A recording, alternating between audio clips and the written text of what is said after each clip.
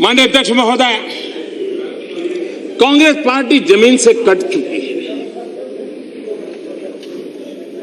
और वो तो डूबे हैं, लेकिन उनके साथ जाने वाले भी, हम तो डूबे सनम तुम भी डूबोगे, इनका भी यही हाल होने वाला है। लेकिन मैं अर्थ और अनर्थ में हमेशा उलझे हुए, अपने आप को बहुत बड़ा विद्वान मानने वाले और विद्वता का जिनको अहंकार है, अर्थ और अनर्थ में हमेशा उलझे हुए एक व्यक्ति ने जो बात बताई थी, उन्हीं के शब्दों को मैं कोट करना चाहता हूं। कांग्रेस पार्टी अलग अलग राज्यों में क्यों और कैसे कमजोर हो गई, कांग्रेस पार्टी अलग अलग राज्यों में क्यों और कैसे कमजोर हो गई। मैं एक ऐसे राज्य से आता हूं जहां इस पार्टी का प्रभुत्व समाप्त हो गया है। क्यों?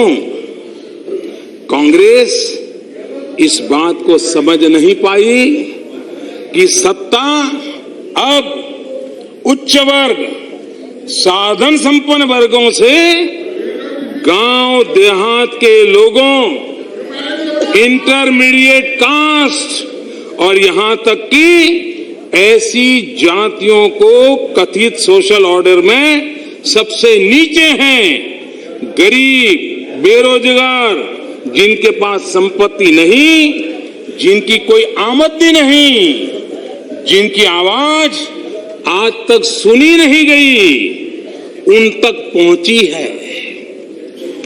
जैसे जैसे पावर नीचे की तरफ चलती गई, जैसा कि लोकतंत्र में होना चाहिए, वैसे वैसे अनेक राज्यों में कांग्रेस का प्रभाव खत्म होता गया। ये इनटू इन्वेटेड कोटेबल कोट है और यह है 11 अप्रैल 1997 का, और देवेगौड़ा जी की सरकार का जब विश्वास प्रस्ताव चल रहा था, उस समय अर्थ और अनर्थ में उलझे हुए आपके विद्वान महारथी श्रीमान चिदंबरम जी का यह वाक्य है।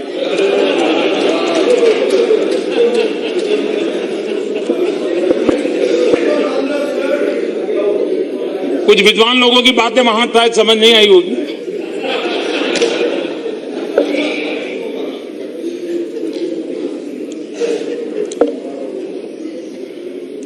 अठारह साल पहले अटल बिहारी वाजपेयी जी की सरकार ने 3 राज्यों का गठन किया, उत्तराखंड, झारखंड, छत्तीसगढ़। कोई खींचातान नहीं, न कोई झगड़ा, मिल बैठ करके जो जहां से निकले उनके साथ बैठ करके रास्ते निकाले, और तीनों राज्य बहुत तेजी से, शांति से प्रगति कर रहे हैं और देश के विकास में योगदान है। लेकिन राजनीतिक लाभ पाने के लिए आंध्र के लोगों को विश्वास में लिए बिना राज्यसभा के दरवाजों को बंद करके, जोर और जुल्म के बीच हाउस ऑर्डर में नहीं था तो भी आपने आंध्र और तेलंगाना का विभाजन किया। और ये बात सही है, जयदेव जी ने बताया, ये बात सही है कि उस समय मैंने ये कहा था, उस समय मैंने कहा था तेलुगु हमारी मां है। उस समय मैंने कहा था तेलुगु हमारी मां है, तेलुगु का स्पिरिट को टूटने नहीं देना चाहिए। उन्होंने बच्चे को बचा लिया, मां को मार दिया है। हम सबका दायित्व है कि तेलुगु स्पिरिट को बचा लिया जाए। ये शब्द मेरे उस समय थे और आज भी मैं मानता हूं। लेकिन 2014 में, और आपका तो क्या हाल हुआ, आपको लगता था एक जाएगा तो जाएगा लेकिन दूसरा मिल जाएगा, लेकिन जितना जनता इतनी समझदार थी, न ये भी मिला न वो भी मिला, और आप पीछे ये मुसीबत छोड़ के चले गए। और आपके लिए नया नहीं है, आपने भारत पाकिस्तान का विभाजन किया, आज भी मुसीबतें झेल रहे हैं। आपने इनका भी विभाजन ऐसे किया है, उनको विश्वास दिलाया होता तो शायद ये मुसीबत ना आती, लेकिन कुछ नहीं सोचा। और मुझे बराबर याद है चंद्रबाबू का और वहां के हमारे तेलंगाना के सीएम का, केसीआर का, पहले साल बंटवारे को लेकर के तनाव रहता था, झगड़े होते थे, गवर्नर को बैठना पड़ता था, होम मिनिस्टर को बैठना पड़ता है, कभी मुझे बैठना पड़ता था। और उस समय टीडीपी की पूरी ताकत तेलंगाना के खिलाफ लगाए रखी, उसी में लड़ते रहे। हम उनको शांत करने की बहुत कोशिश करते रहे, संभालने की कोशिश करिए। और टीआरएस ने एक मैच्योरिटी दिखाई चीजों को, ना वो अपने आप विकास में लग गए। उधर क्या हाल हुआ आप जानते हैं, संसाधनों का विवाद आज भी चल रहा है। बंटवारा ऐसा किया आप लोगों ने, संसाधनों का विवाद आज भी चल रहा है। एनडीए की सरकार ने सुनिश्चित किया कि आंध्र प्रदेश और तेलंगाना के विकास में कोई कमी नहीं आएगी, और हम पूरी तरह उसमें कमिटेड हैं।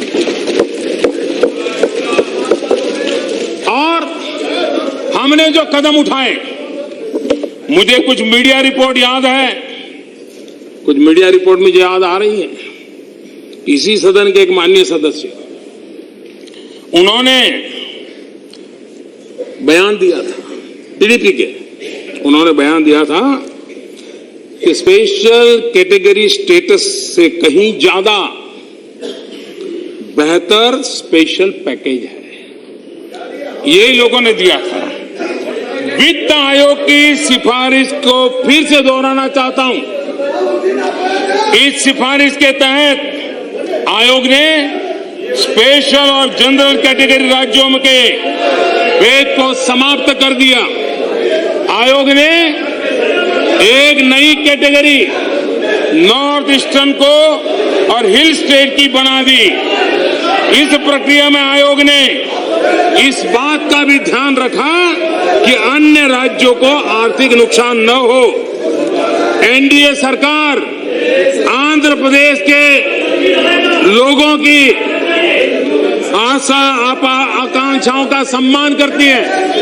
अब पूरा सुनिए, आपके काम की बात आ रही है। एनडीए सरकार आंध्र प्रदेश के लोगों की आशाओं अपेक्षाओं का सम्मान करती है, लेकिन साथ ही साथ हमें ये भी ध्यान रखना होगा कि सरकार 14वीं वित्त आयोग द्वारा दी गई सिफारिशों से बंधी हुई है। इसलिए आंध्र प्रदेश राज्य के लिए एक नया स्पेशल असिस्टेंस पैकेज बनाया गया, जिससे राज्य को उतनी वित्तीय सहायता मिले जितनी उसे स्पेशल कैटेगरी स्टेटस मिलने से प्राप्त होती है। इस निर्णय को 8 सितंबर 2016 को लागू किया गया। 4 नवंबर 2016 को आंध्र प्रदेश के मुख्यमंत्री ने स्वयं इस पैकेज को स्वीकार करते हुए वित्त मंत्री का धन्यवाद किया। एनडीए सरकार आंध्र प्रदेश रीऑर्गेनाइजेशन एक्ट और स्पेशल असिस्टेंस पैकेज में किए हुए हर कमिटमेंट को पूरा करना चाहती थी, लेकिन टीडीपी ने अपनी विफलताओं को छिपाने के लिए यू टर्न किया। और माननीय अध्यक्ष महोदय जी, टीडीपी ने जब एनडीए छोड़ने का तय किया तो मैंने चंद्रबाबू से फोन किया था। ये जानकारी आपके लिए नहीं होगी, आपके काम की जानकारी है। टीडीपी एनडीए से निकले, चंद्रबाबू से मेरी फोन पे बात हुई और मैंने चंद्रबाबू से कहा था कि बाबू, आप वाईएसआर की जाल में फंस रहे हो, वाईएसआर के चक्र में आप फंस रहे हो। और मैंने कहा आप वहां की स्पर्धा में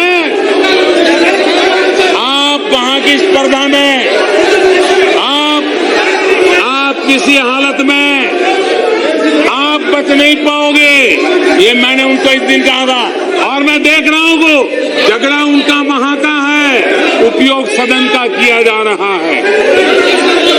आंध्र प्रदेश की जनता भी इस घनघोर अवसरवादिता को देख रही है। चुनाव नजदीक आते गए, प्रशंसा आलोचना में बदल गई। कोई भी विशेष इंसेंटिव या पैकेज देते हैं तो उसका प्रभाव दूसरे क्षेत्रों पर भी पड़ता है। और इसी सदन में आप भी जरा सुन लीजिए, इसी सदन में 3 साल पहले श्रीमान वीरप्पा मोइली जी ने कहा था, how you can create this kind of an inequality and inequity between one state and the other state. It is a major issue. After all, you are an arbitration. You are an arbitrator. ये बात मौली जी ने कही थी। और मैं आज इस सदन के माध्यम से आंध्र के लोगों को विश्वास दिलाना चाहता हूं। मैं आंध्र की जनता को विश्वास दिलाना चाहता हूं, चाहे राजधानी का काम हो, चाहे किसानों की भलाई का काम हो, केंद्र सरकार, एनडीए की सरकार आंध्र की जनता के कल्याण के काम में कोई पीछे नहीं रहेगी। उनके जो मदद कर सकते हैं हम करते रहेंगे। आंध्र का भला हो, उसी में देश का भला हो, ये हमारी सोच है। हम विकास में कोई असर नहीं छोड़ेंगे।